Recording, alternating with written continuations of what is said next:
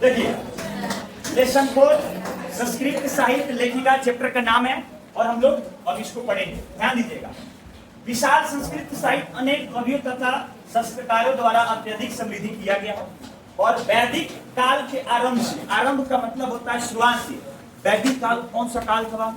वैदिक काल वे काल थे जिस समय लेखक लोग लेखिका कर रहे थे किसी धर्म ग्रंथ के बारे में, है ना, किसी ग्रंथ के बारे में, है ना, वो लोग क्या कर रहे थे? लेख कर रहे थे। जैसे हमारा सबसे महाकाव्य महाभारत है। क्या बाबू? महाभारत के राइटर कौन है आप लोग बताइए? वेद व्यास। कौन है? आप लोग देखिए जितने बच्चे ऑनलाइन सुन रहे हैं आप लोग भी महाभारत के राइटर कमेंट बॉक्स में जरूर लिखिएगा कि महाभारत के राइटर कौन है, रामायण के राइटर कौन है और रामचरितमानस कौन लिखे। मतलब सबके राइटर आप कमेंट बॉक्स में लिखना है, ठीक है। चलिए ध्यान दीजिएगा। तो काव्यों की रचना की और संरक्षण में पुरुष के समान स्त्रियां भी सावधान थी। वैदिक युग में ऋषि एवं ऋषि की पत्नी दोनों मंत्रों की रचना करते थे। जब वैदिक युग था तो उस समय ऋषि और उनकी पत्नी दोनों लोग क्या कर रहे थे? बस मंत्र की रचना कर रहे थे। आज उसी मंत्र के बारे में हम लोग जानेंगे, ठीक ना, कौन से मंत्र के बारे में हम लोग क्या कर रहे थे? रचना कर रहे थे, ठीक ना। ऋग्वेद में 24 और अथर्ववेद में 5 ऋषि पत्नियां उल्लेखित। अंडरलाइन कर लेंगे बाबू। यहाँ से सवाल उठा सकते हैं आपको अपने नोट्स कॉपी में। जो हाइलाइटर लिए होंगे हाइलाइटर से अंडरलाइन करेंगे, जिनके पास पेन होगा वो पेन से अंडरलाइन करेंगे, ठीक ना। ऋग्वेद में कितने? जो 24। ऋग्वेद में कितने बाबू? 24। और अथर्ववेद में कितने? 5 ऋषि पत्नियां उल्लेखित है। मतलब ऋषि की जो पत्नियां हैं वो ऋग्वेद में 24 को पत्नी का उल्लेख किया गया, ठीक ना। और अथर्ववेद में कितने? 5। अथर्ववेद में कितने बाबू? 5, ठीक ना। जैसे देखिए ये पांचों का नाम आपको याद होना चाहिए।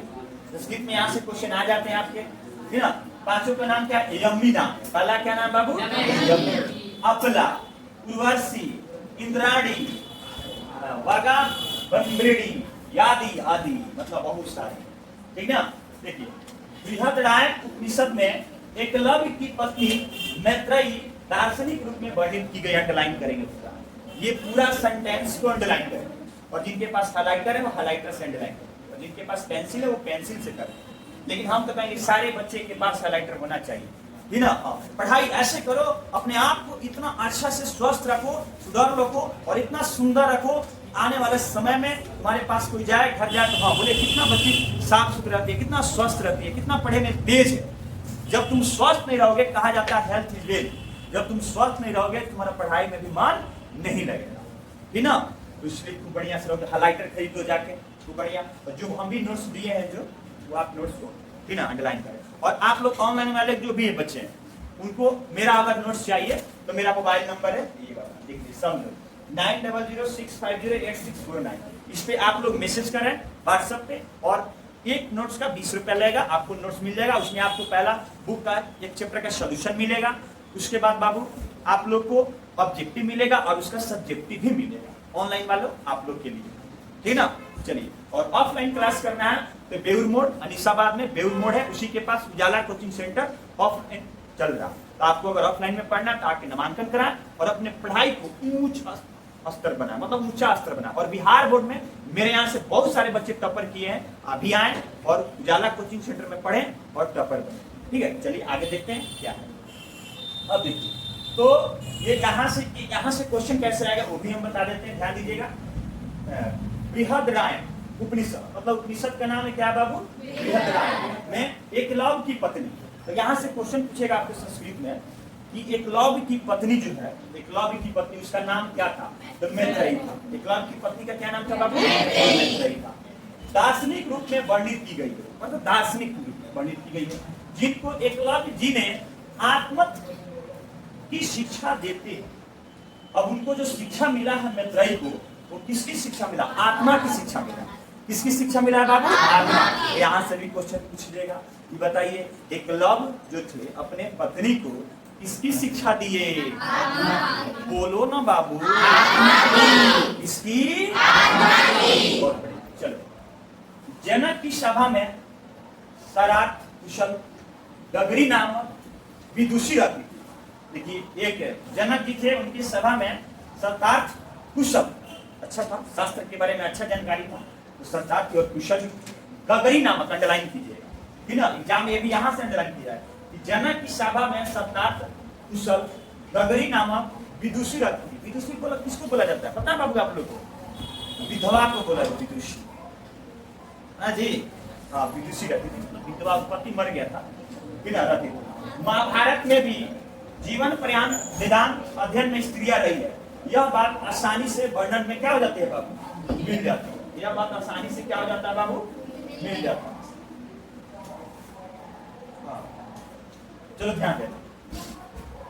हाँ, लौकिक संस्कृत साहित्य में प्राय 40 कवित्रियों का 150 पदों में स्पष्ट रूप से जहां तहां प्राप्त है। उनमें विजयांका की प्रथम कल्प अंडरलाइन कर लीजिए, ठीक ना। विजयांका नाम की जो विदुषी थी उनका प्रथम कल्प है, वह श्याम वर्ण की थी। इस पद से स्पष्ट होता है वो किस वर्ण की थी बाबू? श्याम वर्ण। यहाँ भी अंडरलाइन कर लीजिएगा। जो ये लौकिक संस्कृत साहित्य में 40 कवित्रियों का 150 जो पद स्पष्ट रूप में जहां तहां मिलता है, उसमें विजयांका नाम की जो साहित्यिक थी, ठीक ना, वो श्याम वर्ण की। किस वर्ण की थी बाबू? श्याम वर्ण की। चलो आगे हम पढ़ेंगे। नीलो श्यामा विजयांका जनता वृथव दांडिना प्रेता सर्व शुक्ला सस्य। यहाँ से क्वेश्चन उठाएगा। नीले कमल के समान श्याम वर्ण की विजयांका को न जानते हुए भी सरस्वती को सर्व शुक्ला दांडी द्वारा व्यर्थी कहा गया। क्या कहा गया कि व्यर्थी को कोई मतलब इनके बारे में कुछ नहीं जानता, विजयांका को उनको सर्व सरस्वती की उपाधि दे दिया गया। तो ये क्या किया गया? व्यर्थी ने कहा गया, इसके बारे में आप जानते नहीं है और उसको बोलते हैं बहुत तेज बच्चा, ये बहुत पढ़ने में तेज है।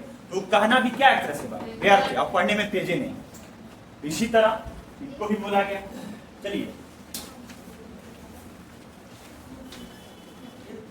शॉर्ट स्टोरी है क्या जी? है? तो किताब लाइए थोड़ा सा, ठीक चल रहा है ना? तीन किताब आप लोग है, किताब आप लोग देख लीजिए। तो अभी कहानी ठीक चल रहा है ना? है? चलो 5वां नंबर लाइन में हम पढ़ते हैं बाबू। 5वां नंबर में है ना, 5वां नंबर क्या था बाबू?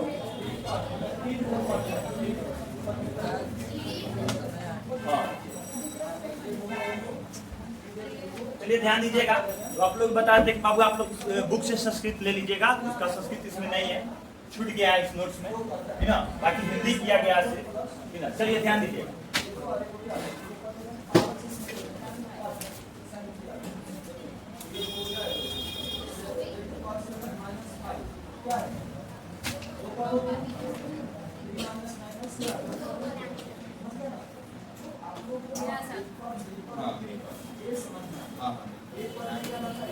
चल इसमें दिया गया है बाबू कि नीलो प्लस श्यामा विजयांका जनता थे दंडीना प्रेक्ता सर्व शुक्ला सत्र। पढ़ा दिया हम, फिर भी पढ़ा देते हैं, ध्यान देना।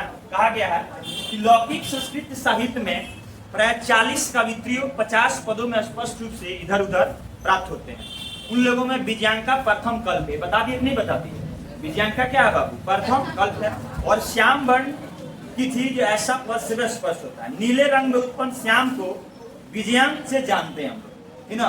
नीले रंग के लिख लो, थोड़ा नोट्स में लिख लो, लिखा हुआ है ये बात, ये नीले रंग वाला बात लिखा है, तुम लोग लिख लो, नोट्स में लिख लो। तो देखो, ये नीले कमल के समान श्याम वर्ण को विजयांका को न जानते हुए सरस्वती को सर्व शुक्ला दांडी द्वारा व्यर्थी कहा गया। लेकिन एक बात हम लिखाते हैं, लिख लो, लिखा गया है नीले, लिखा गया था नीले कमल, वही नीले रंग या नीले कमल, बात एक ही हुआ, है ना। चलो ठीक है, चलो आगे बढ़ते हैं। चलो आगे है कि उनका समय 8वीं शताब्दी के अनुमान किया जाता है। अनेक विद्वानों का मानना है कि चालुक्य वंश, यहाँ अंडरलाइन करेंगे, कौन सा वंश बाबू? चालुक्य वंश के राजा चंद्र द्वितीय की रानी विजय भंडारिका ही विजयांका। अंडरलाइन कर लीजिए बाबू, आप लोग सब लोग अंडरलाइन कर लीजिए, है ना। हाँ, यहाँ से सवाल कैसे आएगा अब देखिए, अंडरलाइन कर लिए सब लोग। अब सवाल कैसे पूछेगा, आप लोग जवाब देना है, ठीक है सारे बच्चे। देखिए पूछेगा सवाल कि बताइए कि राजा चंद्रदित्य किस वंश से संबंधित है। बोलो। राजा चंद्रद्वितीय जो थे वो किस वंश से संबंधित है? चालुक्य वंश से संबंधित है। ठीक है। अब पूछेगा क्वेश्चन कि चंद्रद्वितीय की रानी का क्या नाम था? विजय भंडारिका। क्या नाम था? और उनको ही क्या कहा था? विजयांका बोला जाता था। क्या बोला जाता था? विजयांका उन्हीं को बोला जाता था। विजय भंडारिका का ही नाम था विजयांका। अब विजयांका कितनी किसकी पत्नी थी? चंद्रद्वितीय की रानी थी। किसकी रानी थी? चंद्रद्वितीय। और चंद्रद्वितीय जो थे वो किस वंश से थे? किस वंश से थे? याद हुआ कि नहीं हुआ? याद हो गया ना? अब तुमसे सवाल पूछेगा कि बताओ राजा चंद्रद्वितीय किस वंश से संबंधित थे? उनकी रानी का क्या नाम था? विजयांका या विजय भंडारी। क्या नाम था? चलो आगे बढ़ो। देखो कुछ और शीला भंडारिका। जब देखो शीला भंडारिका, देव कुमारिका, राम भद्रांबा आदि दक्षिण भारतीय संस्कृत के लेखिकाओं की कविताएं प्रसिद्ध है। पता है बाबू? इस लेखन में हम लोग क्या पढ़ रहे हैं तुम लोग को पता है? इस लेखन में हम वैदिक साहित्य में स्त्रियों का कितना योगदान था उसी सब स्त्री के बारे में हम लेसन में पढ़ रहे हैं। कि लेसन से क्या पढ़ने से फायदा है? इस लेसन से यही पढ़ने का फायदा है कि कोई भी स्त्री को या लड़की को कोई लड़का बोलता है क्या तुम लोग का तो कुछ योगदान ही नहीं है संस्कृत में, तो तुम लोग उसका जवाब दे सकती हो क्या? कैसे नहीं है? ये देखो तो ये कौन है बाबू? ये कौन लोग कहाँ से आए हैं ये लोग? बिना इतना इसमें पढ़ाया जा रहा है। बताओ इसमें भी हम बता दिए हैं। देखो इसमें हम तुमको बताएं कि नहीं बताए हैं? कितने 40 पर देखो ये 40 कवित्रियों को 150 पदों पर स्पष्ट रूप से मिलता है। बताओ और कभी कभी से तुमको ये वाला ध्यान से अंडरलाइन करो बाबू। ये वाला ये हमारे एग्जाम में पूछ दिया कि बताओ इनमें से कौन सही है। कवि का स्त्रीलिंग शब्द क्या होता है? कवित्री। कभी कभी एक क्वेश्चन आ जाएगा तुम्हारे एग्जाम में कि कवित्री कैसे लिखा जाता है? इन शब्दों को शुद्ध करें और तुमको कवित्री लिखने आई भी नहीं करें तो तुम अब पूरे कवि का स्त्रीलिंग शब्द क्या है? ऑप्शन में चारों कवित्री लिखल है ना? हार्सिंद्रिकार इधर उधर चेंज करके लिखा तुमको पता चलेगा नहीं? तो इसको अंडरलाइन करो। कवि का स्त्रीलिंग शब्द क्या होता है? कवित्री। क्या होता है? चलो आगे बढ़ते हैं बाबू। हम छठा नंबर में आ जाते हैं। छठा नंबर में बात बोला गया, ध्यान देना। अब इसमें संस्कृत पढ़ेंगे और संस्कृत को आप लोग देखेंगे। देखिए विजयनगरस्य नरेश संस्कृत भाषा संरक्षण कृत प्रयास अशांति विदितमेव देशमान पुरेपि संस्कृत रचनां कुशलम रागे भवनम कपरास्य चतुर्दशतम रागी गंगा देवी। देखिए यहाँ से क्वेश्चन आएगा, आप लोग किताब में भी अंडरलाइन कर लीजिएगा। गंगा देवी मधुर विजयम इति महाकाव्य सौमीने मधुरई विजय घाट नाम श्रेयस्य तत्रालंग संगनिसी अविर्जक वर्तन्ते तास्मिने राजे सुराष्ट्रे शासनम कुर्वते अच्युत राजस्य रागी त्रिवलंबा। नाम है देखो कितना संस्कृति सब लेखिका के नाम है बाबू।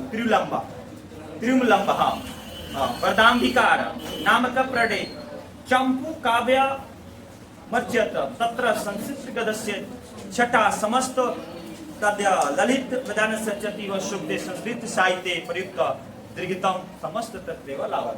ये संस्कृत है बाबू। आजकल के बच्चे को संस्कृत पढ़ने आएगा तुम लोग? मिला के पढ़ोगे हिंदी जैसे नहीं होता। चलो देखो विजयनगर के राजा ने संस्कृत भाषा की रक्षा के लिए जितना प्रयास किया वह ज्ञात है कि उनके अंतपुर में संस्कृत की कुशल रचनाकार 14वीं शताब्दी में कंपन राय की रानी, देखो अंडरलाइन कर दो यहाँ पे, 14वीं शताब्दी में कंपन राय की रानी गंगा देवी मधुरा विजय नामक महाकाव्य की अपने स्वामी विजय घटना के आश्रम में रचना की। अंडरलाइन करो, पूरा लाइन अंडरलाइन करो, पूरे लाइन ही भी आइए। पूरे लाइन क्या है बाबू? जी भी आइए। बताओ पूछा जाएगा यहाँ से क्वेश्चन उठा देगा तुमसे कि बताओ, देखो कैसे क्वेश्चन पूछेगा। बताओ कंपन राय की रानी का क्या नाम था? बोलो ना, क्या नाम था बाबू? कंपन राय की पत्नी का क्या नाम था? वो कौन से महाकाव्य की रचना की थी? तो मधुरा विजय। कौन सी महाकाव्य की रचना की थी? मधुरा विजय। बताओ कंपन राय की रानी कौन थी? बोलो। वो कौन सा महाकाव्य की रचना की थी? बोलो। कौन सी? मधुरा विजय, मधुरा विजय नामक महाकाव्य की रचना की। अपने स्वामी विजय घटना के आश्रम में, अपने जो स्वामी थे विजय घटना के आश्रम में रचना की। उसमें अलंकारा का सुंदर प्रयोग हुआ। जो ये मधुरा विजय महाकाव्य है उसमें किसका सुंदर प्रयोग किया गया? अलंकारा का। इसका बाबू अलंकारा का थी ना।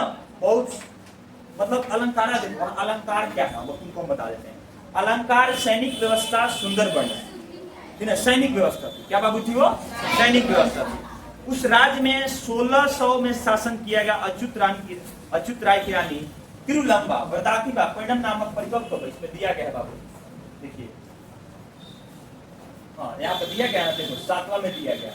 उनके ही राज्य में 16वीं शताब्दी में राज करते हुए अच्युत राय की रानी थी ना। अच्युत राय की रानी क्या नाम था बाबू? तिरुलंबा। अंडरलाइन कर लीजिए, ये भी पूछेगा बाबू थी ना। अच्युत राय की रानी क्या नाम था बाबू? तिरुलंबा। क्या नाम था बाबू? तिरुलंबा नाम। क्या नाम था? तिरुलंबा नाम, ठीक ना। ये यहाँ से क्वेश्चन पूछेगा। चलिए वरदाम्बिका परिणय नामक विशाल चंपू काव्य की रचना की। अंडरलाइन कर लीजिएगा, पूछा जाएगा बाबू। यहाँ से क्वेश्चन देखो पूछ जाएगा। बताओ अच्युत राय की रानी का क्या नाम था? बोलो ना। तिरुलंबा। वो उसने किस ग्रंथ की रचना की थी बाबू? चंपू काव्य। इसकी रचना की थी बाबू? संस्कृत सब नाम है बाबू, ऐसे नहीं बोलो बाबू। कौन है? जो खाए भाई बोलने आ जाएगा। चलो उसमें संस्कृत गद्य की छठा तथा सुंदर पद विन्यास अति रमणीय। क्या है? अति रमणीय, ठीक ना। संस्कृत साहित्य में लंबे समस्त पद का प्रयोग उसी समय में हुआ है, ठीक ना। अब देखिए आधुनिक काल में आता है, ठीक ना। आधुनिक काल लास्ट वाला देखिए, संस्कृत में पढ़ते हैं पहले इसको हम, ठीक ना। आधुनिक काल संस्कृत लेखिका पंडिता क्षमा राव, इनका काल याद रख लीजिए। इनका काल पुस्तक अंडरलाइन किया दिया है तुम लोग को। इनका काल नहीं दिया है, 1890 से 1953 लिखो ये। हाँ ये आधुनिक काल की अंडरलाइन कर लेना उसको। 1890 से लेकर 1953 नामध्या विदेशु अतएव प्रसिद्धा तया स्वापितु शंकरा पांडु रंगाप्तस्य महत्व विदेशे जीवन चरित्रम शंकराचरित्रम इति रचितम गंधदश प्रवर्तक सत्याग्रहिता मीरा लहरी कथा मुक्तावली विचित्र प्रदर्श्यता ग्राम ज्योति इत्यादि अनेकेन कथा पदग्रंथम प्रयुक्तवती वर्तमान काले लेखात्रिषु कवित्रिषु कुक्ष दीक्षित वन माला हावलकर मिथिलेश कुमारी मिश्र प्रभु दयानुदम संस्कृत साहित्य प्रियंती। मतलब कहने का अर्थ है ये सब जितना हम नाम बताए ना बाबू आधुनिक काल की कवित्री। ये किस काल की कवित्री है? आधुनिक काल, जो अभी समय चल रहा है। चलो देखो कौन कौन थी बाबू। देखो आधुनिक काल में ध्यान देना, संस्कृत लेखिकाओं में पंडित क्षमाराव नाम की एक विदुषी बहुत ही प्रसिद्ध थी, बहुत प्रसिद्ध थी। उन्होंने अपने पिता पंडित शंकर पांडुराम की महान विदिता जीवन चरित्र पर शंकर चरित्रम की रचना की। अंडरलाइन कर लीजिए, ये बहुत VVI लाइन है बाबू, ठीक ना। इसको क्या कर लो? अंडरलाइन कर लीजिए। हाँ गांधी दर्शन से प्रभावित होकर उन्होंने सत्य सगरीता मीरा लहरी कथा मुक्तावली विचित्र परिसिद्धात्रा ग्राम ज्योति इत्यादि अनेक गद्य पद की रचना की। इस समय लेखन कार्य में संलग्न कवित्रियों में पुष्प दीक्षित, इस समय जो वर्तमान काल में वनमाला फौलाकर मिथिलेश कुमारी मिश्र आदि संस्कृत साहित्य को पूरा करते हैं। मतलब बहुत सारे योगदान दे रही है आजकल जो लेखिका है। भाई ये पूछेगा ना बाबू, ये पूछेगा तुमको बताओ मीरा लहरी के लेखक कौन है? सब पंडित क्षमाराव का नाम है, ठीक ना। ये सब तुम लोग देख लो बाबू अच्छा से। हाँ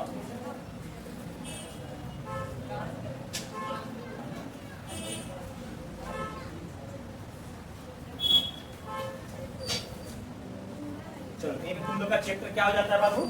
समाप्त। ये तुम लोग का चैप्टर क्या हो जाता है?